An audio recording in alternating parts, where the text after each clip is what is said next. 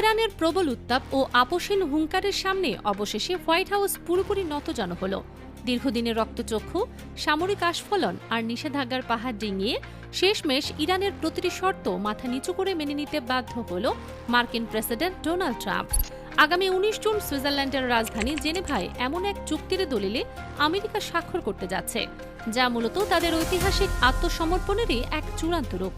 মধ্যপ্রাচ্যের বুক থেকে বিশাল মার্কিন সামরিক বহর লেজ গুটিয়ে পালাচ্ছে। দৃশ্যমান এই লড়াইয়ে নিরঙ্কুশ বিজয় অর্জিত হয়েছে কেবলই ইরানের, আর বিশ্বজুড়ে চরম অপমান, লাঞ্ছনা এবং শোচনীয় এক পরাজয়ের গ্লানি নিয়ে পিছু হচ্ছে যুক্তরাষ্ট্র। পরাজয়ের এই তিক্ত স্বাদ হজম করতে না পেরে ডোনাল্ড ট্রাম্প এখন নিজের দেশের মানুষের কাছে মুখ রক্ষার মরিয়া চেষ্টা চালাচ্ছেন।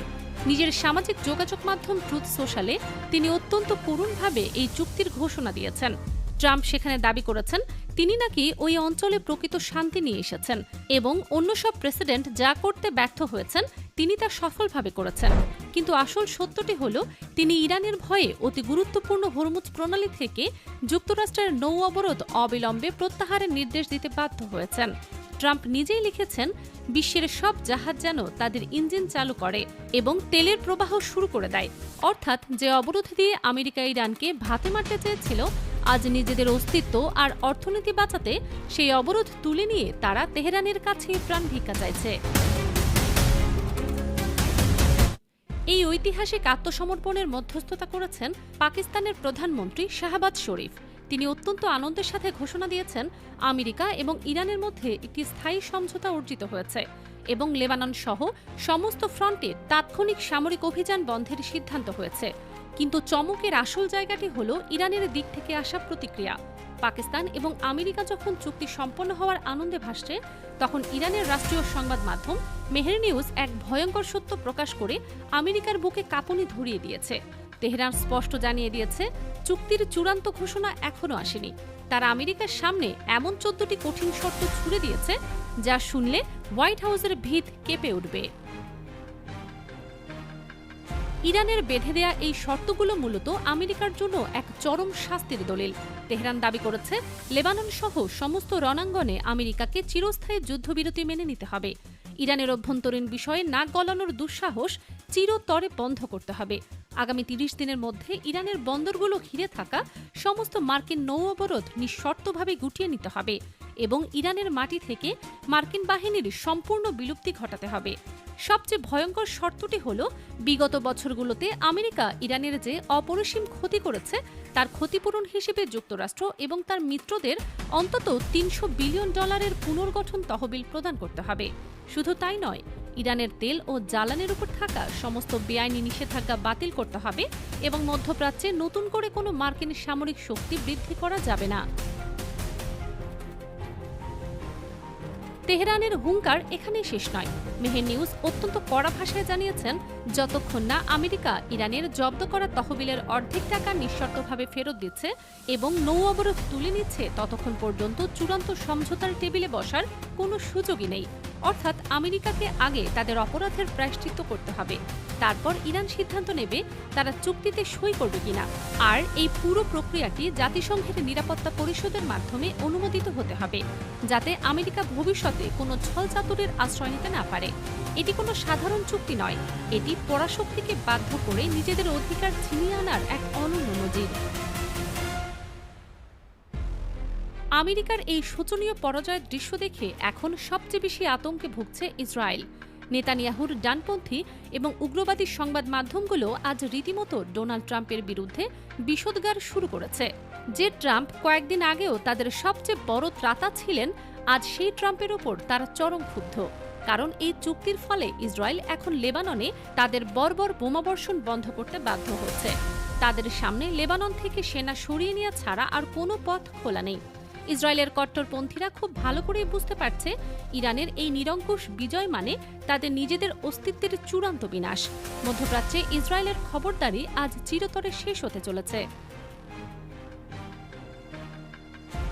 আন্তর্জাতিক অঙ্গনে যখন এমন তোলপাড় চলছে, তখন তুরস্কের প্রেসিডেন্ট রিসেপ তাইয়েপ এরদোয়ান এই ঘটনাকে অত্যন্ত গুরুত্বপূর্ণ এক অগ্রগতি হিসেবে আখ্যায়িত করেছেন। তিনি গভীরভাবে আশা প্রকাশ করছেন যে এই চুক্তি মধ্যপ্রাচ্যে দীর্ঘস্থায়ী শান্তির পথ সুগম করবে। তবে এরদোয়ান অত্যন্ত কড়া ভাষায় একটি সাবধান বাণীও উচ্চারণ করেছেন।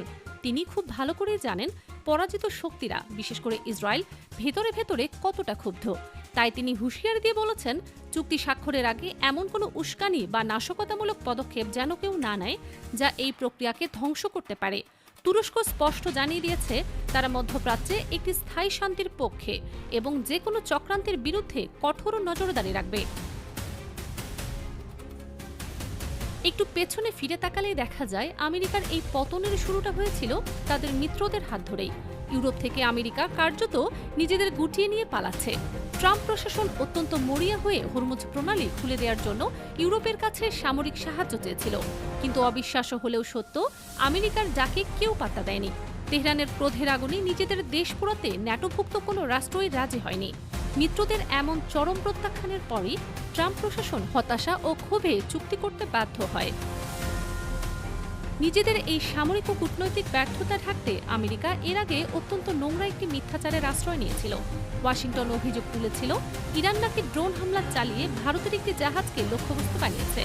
কিন্তু আসল এবং ভয়ঙ্কর সত্যটি হল আমেরিকা নিজেই ভারতের 3টি জাহাজে নারকীয় হামলা চালিয়ে 3 জন নিরীহ ভারতীয় নাগরিককে হত্যা করেছে। এত বড় একটি হত্যাযজ্ঞের পরেও ভারতের কট্টর হিন্দুত্ববাদী গোষ্ঠী এবং নরেন্দ্র মোদীর সরকার বিস্ময়করভাবে নীরব ছিল। তবে প্রবল জনরোষের মুখে ভারতের পররাষ্ট্র মন্ত্রণালয় বাধ্য হয়ে মার্কিন রাষ্ট্রদূতকে তলব করেছিল। আমেরিকার এই রক্তপিয়াসু চেহারা আজ সারা বিশ্বের সামনে উন্মোচিত।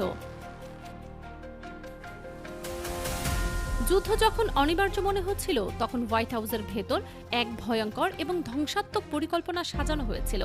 মার্কিন সেনাবাহিনীর লক্ষ্য ছিল সরাসরি ইরানের ভূখণ্ডে প্রবেশ করে তাদের উচ্চমাত্রায় সমৃদ্ধ ইউরেনিয়াম ছিনিয়ে আনা।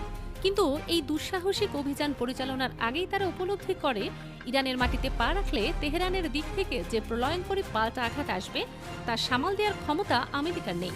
ইউরেনিয়াম দখলের চেয়ে মার্কিন বাহিনীর লাশের পাহাড় ভারী হবে। এই প্রবল আতঙ্কে শেষ মুহূর্তে সেই সামরিক অভিযানের ব্লুপ্রিন্ট বাতিল করা হয়। ইরানের এই প্রবল শক্তির কাছে এখন মধ্যপ্রাচ্যের বিশ্বাসঘাতক রাষ্ট্রগুলো নতজানু হচ্ছে। সংযুক্ত আরব আমিরাত বা ইউএই, যারা একসময় মার্কিন বাহিনীর সাথে হাত মিলিয়ে ফাইটার জেট দিয়ে ইরানের উপর হামলার দুঃসাহস দেখিয়েছিল, তারা আজ রীতিমতো ভিক্ষা চাইছে। ইরানের সামরিক প্রতাপের কাছে মাথা নত করে ইউই কর্মকর্তারা এখন প্রস্তাব দিচ্ছেন ইরানের বিলিয়ন বিলিয়ন ডলার তারা নিজ দায়িত্বে মুক্ত করে দেবেন, কেবল সম্পর্ক স্বাভাবিক রাখার স্বার্থে। শত্রু দেশের সংবাদপত্র এখন নির্দ্বিধায় ইরানের বিজয় ঘোষণা দিচ্ছে। আমেরিকার সাথে যুদ্ধের যে ভয় একসময় তেহরানের ছিল, আজ সেই ভয় চিরতরে ধূলিসাৎ হয়ে গেছে। খোদ যুক্তরাষ্ট্রের অভ্যন্তরে ডেমোক্রেট আইন প্রণেতাদের মধ্যে তীব্র ক্ষোভ ও হাহাকার দেখা দিয়েছে। মার্কিন কংগ্রেসের ভেতরে অনেকেই এই চুক্তিকে ডোনাল্ড ট্রাম্পের পক্ষ থেকে ইরানের সর্বোচ্চ নেতার কাছে আত্মসমর্পণের দলিল হিসেবে আখ্যায়িত করেছেন। তারা অত্যন্ত ক্ষোভের সাথে বিশ্ববাসীকে জানাচ্ছেন, এই অর্থহীন যুদ্ধে আমেরিকান করদাতাদের বিলিয়ন বিলিয়ন ডলার ধুলোয় মিশে গেছে। আর এত বড় ক্ষতির পর আমেরিকা এখন এই চুক্তিতে সই করছে, যা মূলত তাদের চরম অপমানজনক এবং কলঙ্কজনক পরাজয়েরই আরেক নাম।